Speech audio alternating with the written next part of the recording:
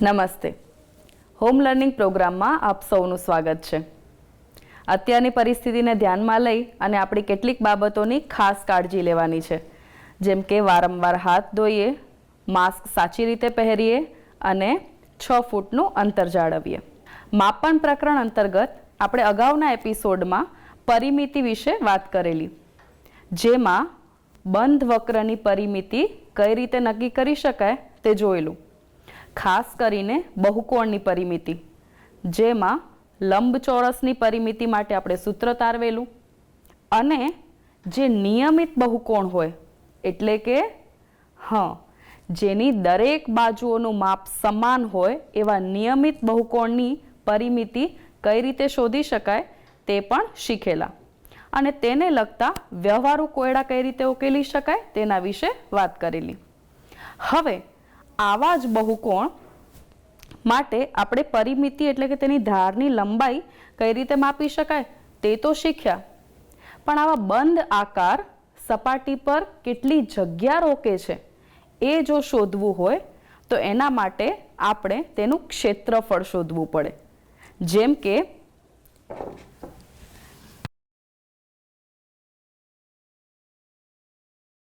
લંબચોરસ માટે જો આપણે પરિમિતિ શોધીએ તો તેની બાજુના માપનો સરવાળો કરીએ, પણ તેણે સપાટી પર કેટલી જગ્યા રોકી છે એ શોધવું હોય, એટલે કે આવું માપ શોધવું હોય તો આપણે તેનું ક્ષેત્રફળ શોધવું પડે.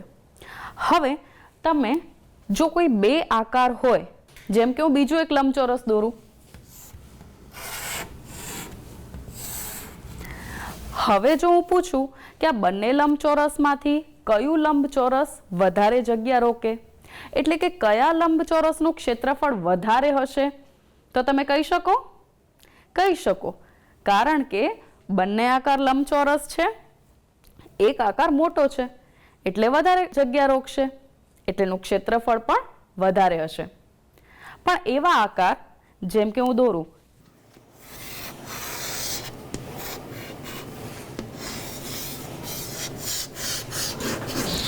હવે આ બે આકારમાંથી કયા આકારનું ક્ષેત્રફળ વધારે હશે એ શું આપણે જોઈને નક્કી કરી શકીએ? કદાચ ચોકસાઈથી ના કહી શકાય. તો આવા આકારો માટે અથવા તો જ્યારે આપણે કોઈ પણ આકારનું ક્ષેત્રફળ શોધવું હોય ત્યારે આપણે આલેખ પત્રનો ઉપયોગ કરી શકીએ. ખાસ કરીને આવા અનિયમિત આકારો માટે ક્ષેત્રફળ શોધવા માટે આલેખ પત્ર પર તેને દોરીને તેનું ક્ષેત્રફળ સરળતાથી નક્કી કરી શકાય. તો ચાલો આપણે આલેખ પત્રની મદદથી આ બંને આકારોનું ક્ષેત્રફળ જોઈએ કઈ રીતે શોધી શકાય, અને પછી આપણે સરખામણી કરી શકીશું.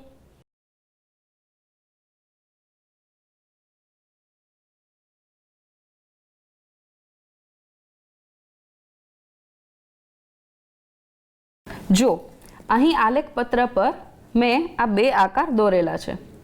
આપણે અગાઉ પણ શીખ્યા છે તેમ આ આલેખ પત્રમાં જે ચોરસ ખાનું હોય છે તે 1 સેન્ટીમીટર બાજુની લંબાઈ ધરાવે છે, એટલે કે એક ચોરસમાં લંબાઈ અને પહોળાઈ બંને 1 સેન્ટીમીટર છે. તો આની માટે જ્યારે આપણે આપેલા આકારનું ક્ષેત્રફળ શોધવાનું હોય ત્યારે તે કેટલા ખાનાઓ આવરે છે તે નક્કી કરવું પડે. હવે દરેક વખતે એવું ના બને કે આખા ચોરસ ખાના આવરાતા હોય. ઘણીવાર કોઈ ચોરસ ખાનું અડધું આવરાતું હોય, ઘણીવાર અડધા કરતાં ઓછું હોય, અને ક્યારેક અડધા કરતાં વધારે ચોરસ ખાનું પણ હોય. તો આવા વખતે આપણે કેટલા ચોરસ આવરાય છે તેની ગણતરી કઈ રીતે કરી શકાય તે શીખીએ. સૌથી પહેલા જે પૂર્ણ ખાના આવરાય છે તો એની સંખ્યા આપણે જોઈશું.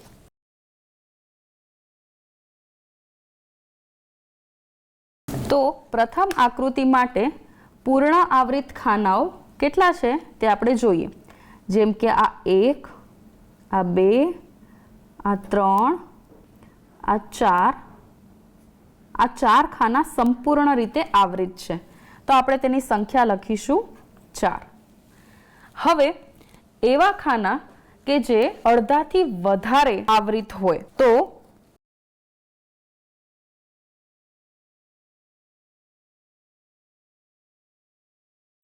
જોઈએ અડધા કરતાં વધારે આવૃત ખાનાઓમાં આવશે આ 1, આ 2, આ 3, 4, 5 અને 6. તો આપણે લખીશું 6. હવે અર્ધાવૃત ખાનાઓની સંખ્યા આ 1 માત્ર 1 ખાનું છે અને અડધા કરતાં ઓછા આવૃત ખાનાઓની સંખ્યા કેટલા છે? તો 1, 2, 3, 4, 5 અને 6. હવે આના પરથી આપણે ક્ષેત્રફળ કઈ રીતે નક્કી કરી શકીએ તે જોઈએ. ક્ષેત્રફળ નક્કી કરવા માટે આપણે પૂર્ણ આવૃત ખાનાઓ માટે જેટલા ખાના હશે તેટલા એકમ ક્ષેત્રફળ થશે એવું કહેવાય. એટલે સૌથી પહેલા 4 ખાના અને દરેક માટે આપણે 1 લઈશું. એટલે કે કૌંસમાં લખ્યું છે જે ગુણાકાર દર્શાવશે વત્તા જે અડધા કરતાં વધારે આવૃત ખાનાઓ છે એને પણ આપણે આખા ખાનાની જેમ જ ગણીશું. એટલે કે અહીં અડધા કરતાં વધારે આવૃત ખાનાઓ 6 છે તો આપણે 6 અને એને ગુણ્યા 1 કરીશું વત્તા અર્ધ આવૃત ખાનાઓ માટે જે સ્પષ્ટ રીતે અડધું જ આવૃત હોય તેવા ખાનાઓ માટે આપણે તેને અડધા વડે ગુણીશું અને જે અડધા કરતાં ઓછા આવૃત ખાનાઓ છે તેને આપણે અવગણીશું. એટલે કે તેને ગણતરી વખતે ધ્યાનમાં લઈશું નહીં. તો હવે આપણે જોઈએ કે આ પ્રથમ આકૃતિનું ક્ષેત્રફળ કેટલું થાય છે? તો 4 એકમ 4 વત્તા 6 એકમ 6 વત્તા 1 ગુણ્યા 1/2 એટલે કે અડધો. તો આપણને અહીં મળશે 4 વત્તા 6 એટલે કે 10 અને અડધું એટલે કે 10.5. તો આ પ્રથમ આકૃતિ એ 10.5 ખાનાઓ રોકે છે તેમ કહેવાય. હવે બીજી આકૃતિ માટે આપણે ગણતરી કરી જોઈએ. તો ચાલો સૌથી પહેલા બીજી આકૃતિ માટે પૂર્ણ આવૃત ખાનાઓ કેટલા છે તે જોઈએ. 1, 2, 3, 4, 5, 6. તો અહીં લખીશું 6. ત્યાર પછી અડધા કરતાં વધારે આવૃત ખાનાઓની સંખ્યા તો આપણે જોઈએ કે અડધા કરતાં વધારે 1, 2, 3, 4, 5, 6. અર્ધ આવૃત હોય તેવા ખાનાઓ એક પણ નથી એટલે 0 લખીશું અને અડધા કરતાં ઓછા ખાનાઓને આપણે ગણતરીમાં લેતા નથી. હવે આકૃતિ 2 નું ક્ષેત્રફળ કેટલું થશે? તો 6. હવે અહીં જો કૌંસના બદલે ગુણાકાર કરીશું તો પણ સાચું છે. એટલે કે પૂર્ણ આવૃત માટે આપણે 1 લઈએ છીએ તો 6 ગુણ્યા 1 વત્તા અડધા કરતાં વધારે આવૃત ખાનાઓ માટે પણ આપણે 1 ગુણાકારમાં લઈએ છીએ એટલે કે 1. અર્ધ આવૃત ખાનાઓ છે જ નહીં અને અડધા કરતાં ઓછા આવૃત ખાનાઓને આપણે ગણતરી વખતે ધ્યાનમાં લેતા નથી. તો ગુણાકાર કરીએ 6 ગુણ્યા 1 એટલે 6 વત્તા 6 ગુણ્યા 1 એટલે કે 6. તો અહીં આપણને આકૃતિ 2 નું ક્ષેત્રફળ મળશે 12. તો આપણે કહી શકીએ કે આ બંને આકૃતિઓમાંથી બીજી આકૃતિ એ વધારે જગ્યા રોકે છે કારણ કે તેનું ક્ષેત્રફળ વધારે છે. તો આપણે જોયું કે આવા અનિયમિત આકારો માટે આપણે આલેખપત્રના ઉપયોગથી તેનું ક્ષેત્રફળ નક્કી કરી શકીએ છીએ. પણ બહુકોણના ક્ષેત્રફળ માટે શું? જેમ કે જો આપણે લંબચોરસની વાત કરીએ તો શું આલેખપત્રના ઉપયોગથી આપણે લંબચોરસનું ક્ષેત્રફળ નક્કી કરી શકીએ? કરી શકીએ ને? એનું ક્ષેત્રફળ પણ નક્કી કરી શકાય. હવે આપણે જ્યારે પરિમિતિ શીખેલા ત્યારે આપણે લંબચોરસ માટે ખાસ સૂત્ર તારવેલું. તો શું લંબચોરસના ક્ષેત્રફળ માટે પણ એવું કોઈ સૂત્ર હોઈ શકે? આપણે એ પણ શીખીએ. તો સૌથી પહેલા આલેખપત્રના ઉપયોગથી આપણે લંબચોરસનું ક્ષેત્રફળ જોઈએ કે તે કઈ રીતે ખાના આવરે છે અને તેની ગણતરીની મદદથી આપણે લંબચોરસનું ક્ષેત્રફળ ગણીએ અને ત્યારબાદ તેના સૂત્ર તરફ આગળ વધીશું. ચાલો જોઈએ. જુઓ, અહીં આલેખપત્ર પર મેં 2 લંબચોરસ લીધેલા છે. હવે આ લંબચોરસ કેટલા ખાના આવરે છે તે આપણે જોઈએ. જો આ બંને લંબચોરસ પૂર્ણ ખાનાઓ આવરિત કરે છે તો આપણે જોઈએ અહીં 1, 2, 3, 4, 5 અને 6 આવી આડી લીટીમાં કુલ 6 ખાના છે. એટલે કે આપણે એને નંબર પણ આપી દઈએ 1, 2, 3, 4, 5 અને 6. અને ઊભી લીટીમાં કેટલા ખાના છે? 1, 2, 3 અને 4. તો શું તમે કહી શકો કે એણે કુલ કેટલા ખાના રોક્યા હશે? સરસ. આપણે કહી શકીએ કે જો આડી લીટીમાં 6 ખાના છે અને એવી કુલ 4 આડી લીટી છે એટલે કે 6 ચોક 24.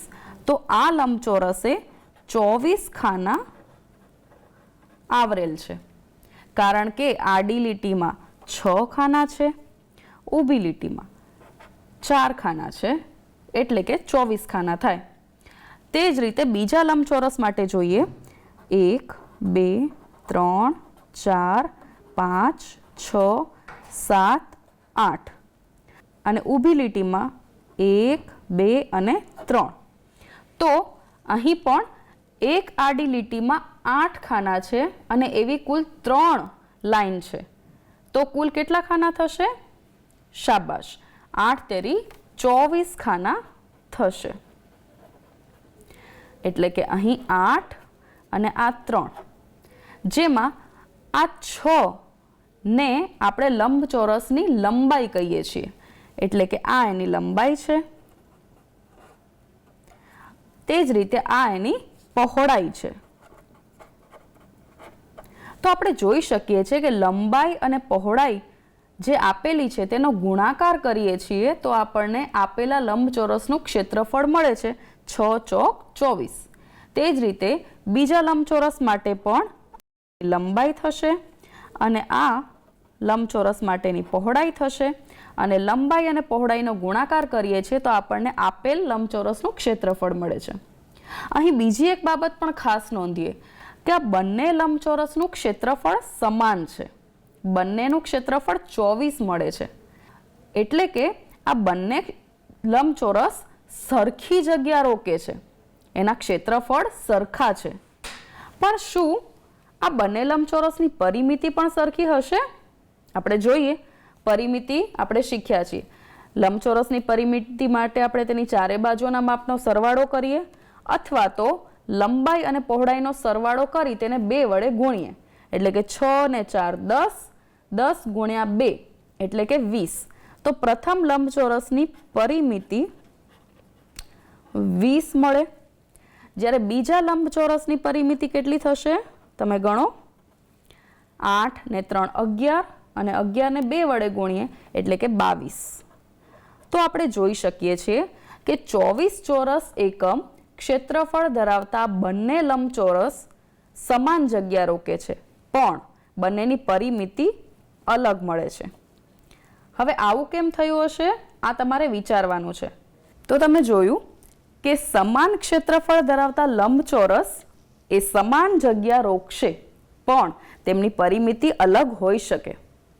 તમારે પણ ઘરે આલેખપત્રમાં વિવિધ લંબચોરસ દોરવાના છે જેની લંબાઈ અને પહોળાઈના માપ એકબીજાથી અલગ અલગ હોય.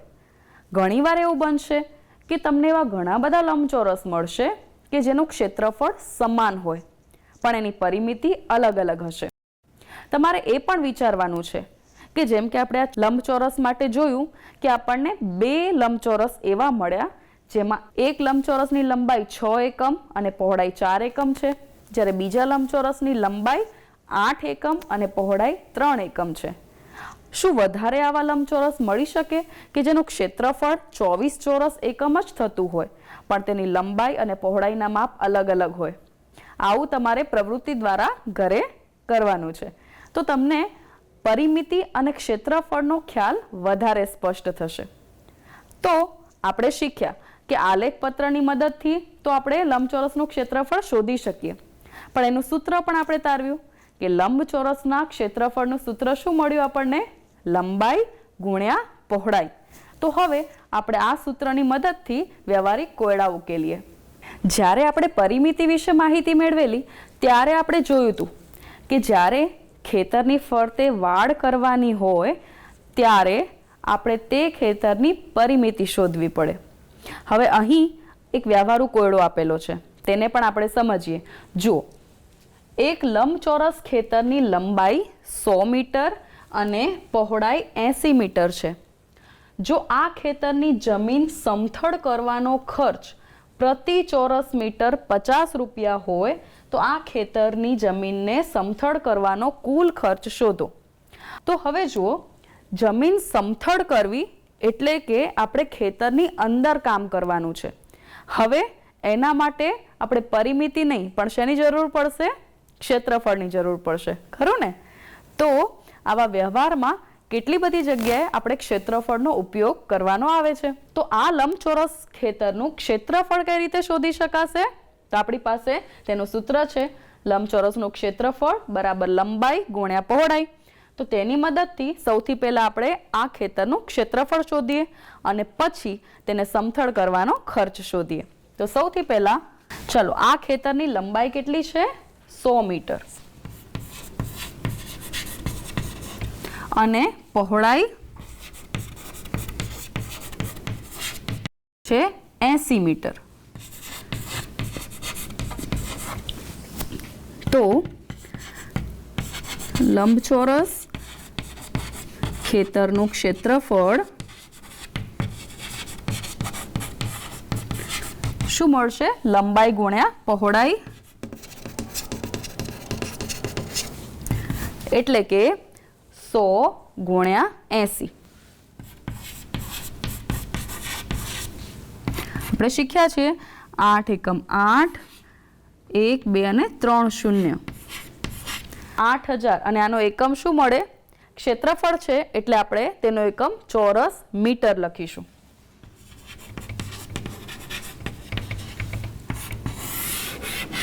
તો આપેલ ખેતરનું ક્ષેત્રફળ થાય છે 8000 ચોરસ મીટર. હવે આપણે તેને સમથળ કરવાનો ખર્ચ શોધવાનો છે, જેમાં 1 ચોરસ મીટર પ્રતિ ચોરસ મીટર એટલે કે 1 ચોરસ મીટર જમીન સમથળ કરવાનો ખર્ચ છે 50 રૂપિયા. તો આપણે અહીંયા 8000 ચોરસ મીટર જમીન છે, તો તેને સમથળ કરવાનો ખર્ચ કેટલો થશે તે આપણે શોધીએ. જો 1 ચોરસ મીટર જમીન સમથળ કરવાનો ખર્ચ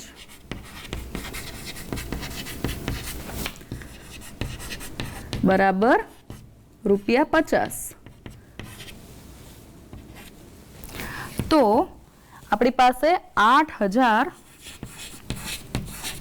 ચોરસ મીટર જમીન સમથળ કરવાનો ખર્ચ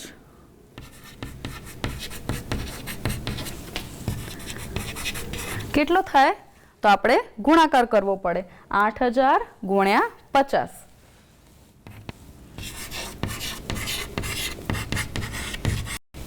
તો આ ગુણાકારને સરળતાથી કરવા માટે આપણે શું કરી શકીએ? 8 અને 5 નો ગુણાકાર કરીએ. 8 × 5 = 40 અને 1, 2, 3 અને 4, 4 શૂન્ય મૂકી દઈએ. તો આ જમીન સમથળ કરવાનો ખર્ચ થશે ₹4 લાખ. હવે આપણે આ લંબચોરસ માટે તો જોયું કે ક્ષેત્રફળ થાય લંબાઈ ગુણ્યા પહોળાઈ, પણ જ્યારે ચોરસ હોય તો આપણને ખબર છે કે ચોરસની તો ચારે બાજુનું માપ સમાન હોય, તો તેનું ક્ષેત્રફળ શું મળશે? જોઈએ. જુઓ, જેમ આપણે લંબચોરસ વખતે ક્ષેત્રફળ શોધેલું તે જ રીતે ચોરસ માટે પણ આપણે સૌથી પહેલા ખાના ગણીએ કે આડી લીટીમાં 1, 2, 3 અને 4. તે જ રીતે ઊભી લીટીમાં 1, 2, 3 અને 4. આ સમાન કેમ મળે છે? કારણ કે ચોરસ છે, ચોરસની દરેક બાજુનું માપ સરખું હોય. એટલે કે એક આડી લીટીમાં કુલ 4 ખાના છે એવી 4 લીટી છે, એટલે કે આપણને 4 ગુણ્યા 4 તો આપણને ચોરસનું ક્ષેત્રફળ અથવા તો તે કેટલા ખાના રોકશે તો 16 ખાના રોકશે. તો ચોરસનું ક્ષેત્રફળ પણ આપણને લંબચોરસના ક્ષેત્રફળની જેમ જ મળે છે, પણ અહીં તેની બધી જ બાજુઓના માપ સમાન છે, એટલે તેનું ક્ષેત્રફળ લખતી વખતે આપણે લંબાઈ અને પહોળાઈ એવું અલગ અલગ નહીં, પણ માત્ર લંબાઈનો ઉલ્લેખ કરીશું. એટલે કે ચોરસનું ક્ષેત્રફળ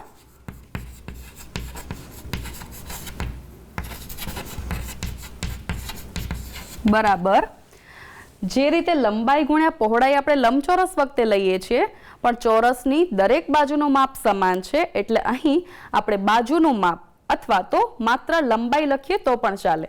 એટલે ચોરસનું ક્ષેત્રફળ થશે લંબાઈ ગુણ્યા લંબાઈ. તો આ રીતે લંબચોરસ અને ચોરસના ક્ષેત્રફળ શોધી શકાય. હવે તેને લગતા કેટલાક વ્યવહારિક ઉપયોગો આપણે શીખીએ. ચાલો હવે આપણે અહીં એક બીજો કોયડો જોઈએ. આપેલ આકૃતિને ચોરસ અને લંબચોરસમાં વિભાજિત કરી તેનું ક્ષેત્રફળ શોધો. હવે આવી આકૃતિ માટે આપણી પાસે ક્ષેત્રફળ શોધવા માટેનું કોઈ સૂત્ર નથી, પણ આ આકૃતિને આપણે યોગ્ય રીતે જો ચોરસ અને લંબચોરસમાં વિભાજિત કરીએ, પછી એ દરેક લંબચોરસ અને ચોરસના ક્ષેત્રફળોનો સરવાળો કરીએ તો આપણને તેનું ક્ષેત્રફળ મળી શકે. તો આ યોગ્ય રીતે કઈ રીતે વિભાજિત કરી શકાય એ આપણે વિચારીને કરવું પડશે. આવી ઘણી બધી આકૃતિઓ તમારા પાઠ્યપુસ્તકમાં આપેલી છે, તો દરેક વખતે તમારે આકૃતિ જોઈને એવું નક્કી કરવું પડશે કે આપણે તેને કઈ રીતે વિભાજિત કરીએ તો તેની દરેક બાજુઓનું માપ પણ આપણી પાસે હોય અને તે યોગ્ય લંબચોરસ અને ચોરસમાં વિભાજિત થાય, તો આપણે સૂત્રની મદદથી તેનું ક્ષેત્રફળ શોધીને આપેલ આકૃતિનું ક્ષેત્રફળ નક્કી કરી શકીએ. તો જુઓ, અહીં આપણી પાસે કેટલીક બાજુઓના માપ લખેલા છે. તો હવે આપણે તેને વિભાજિત કઈ રીતે કરીએ? જેમ કે અહીં આ બાજુનું માપ 2 છે, અહીંનું માપ પણ 2 છે. તો જો હું આને અહીંયાથી આકૃતિને વિભાજિત કરું તો જે આ આકૃતિ મળશે એ મને ચોરસ મળશે, કારણ કે અહીં સામસામેની બાજુઓ સમાન હશે, તો દરેકનું માપ 2 એકમ થશે. હવે અહીંથી આપણે એને વિભાજિત કરી તો તે જ રીતે આપણે આ જ આકૃતિને અહીંથી વિભાજિત કરી શકીએ, તો આપણને એક મોટું લંબચોરસ મળે છે. અને આ લંબચોરસ માટેના માપ કેવી રીતે મળશે? તો જુઓ, અહીં આ બાજુનું માપ 6 એકમ છે. આપણે જાણીએ છીએ કે લંબચોરસમાં સામસામેની બાજુઓના માપ સરખા હશે, એટલે અહીં સામસામે બંને બાજુ 6 એકમની થશે. પણ તેની પહોળાઈ કઈ રીતે નક્કી કરીશું? તો જુઓ, આ આખી બાજુનું માપ 4 એકમ છે, જેમાંથી આપણે અહીંથી તેને વિભાજિત કરી છે, તો તે 2 એકમના 2 ભાગમાં વિભાજિત થાય છે, એટલે અહીં માપ 2 એકમ થશે. બરાબર, તે જ રીતે અહીં પણ 2 એકમ થશે. તો હવે આપણને આ જે ત્રીજો ટુકડો મળે છે, જે કેવો છે? લંબચોરસ છે, જેની લંબાઈ 2 એકમ છે અને પહોળાઈ 1 એકમ છે, અને અહીં પણ 2 એકમ આવી જશે. બરાબર, અને 1 તો અહીં સામેની બાજુનું માપ પણ 1 થશે. તો આપણે આ આપેલી આકૃતિને કુલ 3 ટુકડામાં વિભાજિત કરી, જેમાં આ પહેલી આકૃતિ 1 એ ચોરસ છે, પછી આકૃતિ 2 એ લંબચોરસ છે, અને આ આકૃતિ 3 એ પણ લંબચોરસ છે. તો હવે આ આપેલ આકૃતિનું ક્ષેત્રફળ શોધવું હોય તો આપણે શું કરવું પડે? આ ત્રણેય આકૃતિના ક્ષેત્રફળોનો સરવાળો, એટલે કે આપેલ આકૃતિનું ક્ષેત્રફળ બરાબર આકૃતિ 1 નું ક્ષેત્રફળ વત્તા આકૃતિ 2 નું ક્ષેત્રફળ વત્તા આકૃતિ 3 નું ક્ષેત્રફળ. હવે આપણે જોઈએ છે કે અહીં ચોરસ છે, એટલે આકૃતિ 1 નું ક્ષેત્રફળ શું મળશે? લંબાઈ ગુણ્યા લંબાઈ. લંબાઈને આપણે L વડે દર્શાવીએ છીએ એટલે આપણે L પણ લખી શકીએ, વત્તા આકૃતિ 2 નું ક્ષેત્રફળ થશે લંબાઈ ગુણ્યા પહોળાઈ એટલે કે L ગુણ્યા B, વત્તા આકૃતિ 3 એ પણ લંબચોરસ છે એટલે એનું ક્ષેત્રફળ પણ થશે લંબાઈ ગુણ્યા પહોળાઈ એટલે કે L ગુણ્યા B. પણ આ દરેક લંબાઈ અને પહોળાઈના માપ આકૃતિ મુજબ અલગ અલગ છે, જે આપણે હવે પછી લખીએ. જેમ કે અહીં બંને લંબાઈનું માપ થશે 2 એકમ એટલે કે 2 ગુણ્યા 2 વત્તા બીજી આકૃતિ માટે લંબાઈ 6 અને પહોળાઈ 2 એટલે કે 6 ગુણ્યા 2 અને ત્રીજી આકૃતિ માટે લંબાઈ 2 અને પહોળાઈ 1 એટલે કે 2 ગુણ્યા 1. હવે આપણે ગુણાકાર કરીએ. 2 દુ 4 વત્તા 6 દુ 12 વત્તા 2 એકા 2. સરવાળો કરીએ. 4 વત્તા 12 કેટલા થશે? 16 વત્તા 2 એટલે કે 18. તો આપેલ આકૃતિનું ક્ષેત્રફળ 18 ચોરસ એકમ થશે.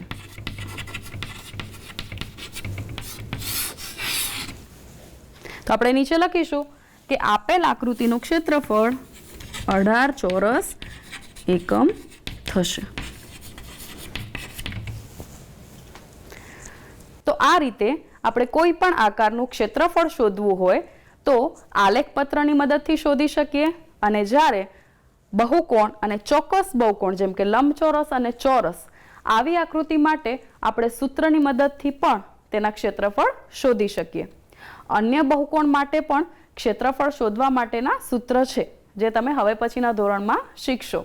તો હવે પાઠ્યપુસ્તકમાં આપેલા આવા ઘણા બધા કોયડાઓ અને દાખલાઓ છે કે જેમાં તમે ક્ષેત્રફળનો ઉપયોગ કરીને તેને ગણી શકશો અને તમારી સમજ વધારે સ્પષ્ટ કરી શકશો. હવે સમય છે આજના સવાલનો. આજનો સવાલ છે 24 ચોરસ સેમી ક્ષેત્રફળ ધરાવતા નીચેનામાંથી કયા લંબચોરસની પરિમિતિ સૌથી ઓછી થશે? ખાસ ધ્યાન રાખવાનું છે કે 24 ચોરસ સેમી ક્ષેત્રફળ ધરાવતો લંબચોરસ છે, પણ આપણે આમાંથી કયા લંબચોરસની પરિમિતિ સૌથી ઓછી થશે તે વિચારીને કહેવાનું છે. તમારા વિકલ્પ છે વિકલ્પ A લંબાઈ 24 સેમી અને પહોળાઈ 1 સેમી, વિકલ્પ B એવો લંબચોરસ કે જેની લંબાઈ 12 સેમી અને પહોળાઈ 2 સેમી હોય, વિકલ્પ C એવો લંબચોરસ કે જેની લંબાઈ 8 સેમી અને પહોળાઈ 3 સેમી હોય, અથવા વિકલ્પ D એવો લંબચોરસ કે જેની લંબાઈ 6 સેમી અને પહોળાઈ 4 સેમી હોય. તમારો સાચો જવાબ સ્ક્રીન પર દર્શાવેલા ટોલ ફ્રી નંબર 6357399460 પર મોકલી આપશો. આભાર.